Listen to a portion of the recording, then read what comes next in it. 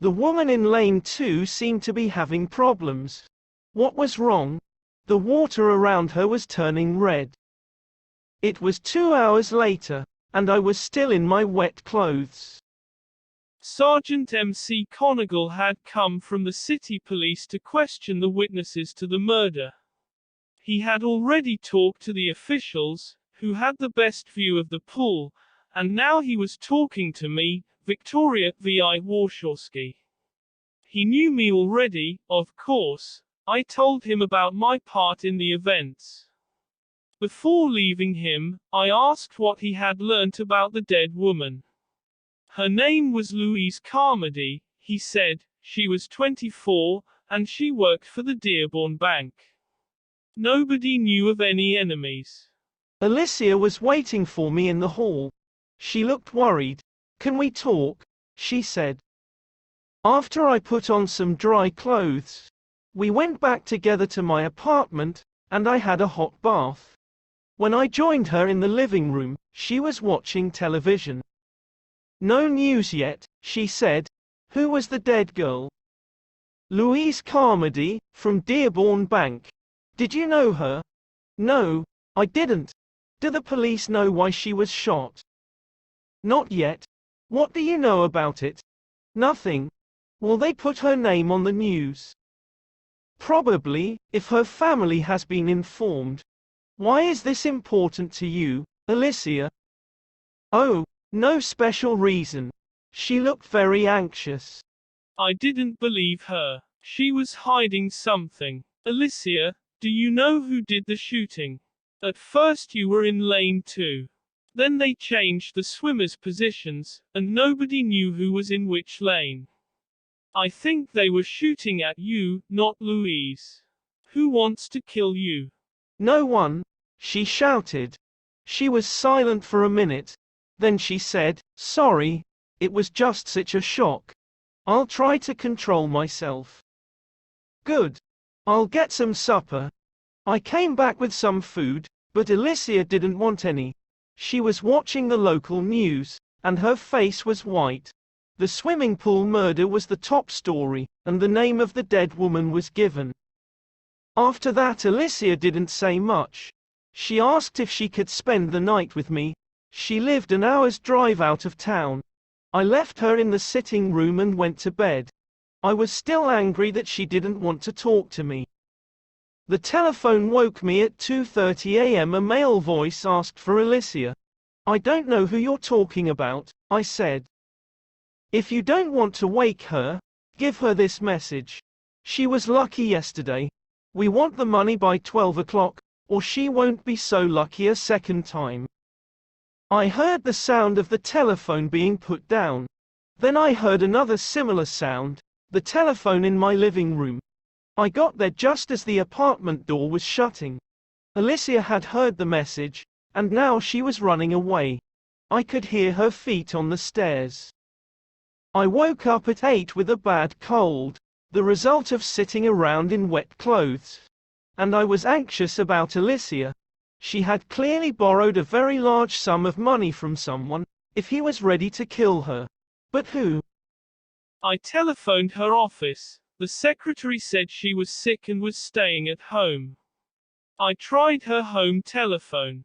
No answer. Alicia had one brother, Tom, who worked for an insurance company. When I spoke to him, he said he hadn't heard from Alicia for weeks. Their father in Florida hadn't heard from her either. In Chicago there are some big criminal groups. 2 years before, I had given some help to Don Pasquale, the leader of one of them. Now he might be able to help me. I telephoned Ernesto, who works for him. "Did you hear about the murder of Louise Carmody at the university swimming pool last night? She was probably shot by mistake. They wanted to kill Alicia Dauphine, who is an old friend of mine. She has borrowed a lot of money from someone. I thought you might know something about it, Ernesto." "I don't know her name, Warshawski. I'll ask around, and let you know." I couldn't think where Alicia was hiding. Perhaps she was in her own house, but not answering the telephone. I decided to go and have a look. Her house in Warrenville is near the local school. I left my car outside the school, and walked to the house, past a field where some boys were playing football. Her car was in the garage, but I couldn't see any sign of life in the house. A cat came out of the trees towards me. It seemed to be hungry. I went round to the back, and there I found that someone had broken in through the kitchen window. Oh, why hadn't I brought my gun with me? My cold had affected my brain. Feeling nervous, I climbed through the window, and the cat followed me. In the kitchen and the living room everything was tidy. And in Alicia's study, her computers and electronic equipment were all in place. Clearly, the person who broke in had not come to steal things. Had he come to attack Alicia? I went upstairs, followed by the cat. There was no one in any of the rooms. As I began to go down the stairs again, I heard a strange sound. Where was it coming from? I realized it was above me. In the ceiling there was a square hole with a wooden cover, leading to the space under the roof. Someone was pushing back the cover. An arm came down, and the arm was holding a gun. I ran down the stairs two at a time. A heavy noise, someone jumping down to the floor. The sound of the gun being fired, and a pain in my left shoulder. I fell the last few steps to the bottom, but managed to stand up and get to the door. Then I heard the angry cry of the cat, the shout of a man, and a loud crash that sounded like someone falling downstairs. As I opened the door, the cat rushed past me. She had saved my life. I walked with difficulty to the road, where the boys playing football saw me and came to help. The man with the gun escaped, but they got me to a hospital. I hear a young doctor took the bullet out of my shoulder. My thick winter coat had saved me from serious damage. They put me to bed, and I was happy to stay there. When I woke, there was a man in a suit sitting beside the bed. Miss Warshawski, I'm Peter Carlton, FBI. He showed me his card. I know you're not feeling well, but I must talk to you about Alicia Dorfine. Where is she? We don't know. She went home with you after the swimming competition yesterday. Is that correct? So the FBI were following her. Why are you interested in her? He didn't want to tell me. He only wanted to know exactly what Alicia had said to me. Finally, I said, Mr. Carlton, you tell me why you're interested in Alicia, and I'll tell you if I know anything connected with that interest. He spoke slowly. We believe she has been selling Defense Department secrets to the Chinese. No, I said. She wouldn't do that. Some of her designs for plane parts are missing. She's missing. And the Chinese businessman is missing. The designs may be in her home. They could be on a computer disk. She does all her work on computer. He told me they had looked through all her computer material at home and at work, and had found nothing. I told him everything Alicia had said. And I told him about the attack on me. Perhaps the man hiding in her house had stolen the disks. He didn't believe me. I was getting tired, and asked him to leave. Next morning both my cold and my shoulder were much better. The doctors agreed that I could leave hospital. When I got home I telephoned Ernesto about Alicia. He told me she had borrowed $750,000 from Art Smolensk. Art Smolensk, the king of gambling. I didn't think Alicia was a gambler, but I didn't know her well these days. The telephone rang. It was Alicia, talking against a background of noise. I saw the news. Thank God you're safe, Vic. Don't worry about me. I'm all right. She put the telephone down before I could ask her anything. Where was she? I thought about the noises in the background. They seemed familiar, from a long time ago. Suddenly I remembered. It was the sports hall of our old high school. And the swimming teacher, Miss Fincy, was a close friend of Alicia's. The school is in a poor part of South Chicago.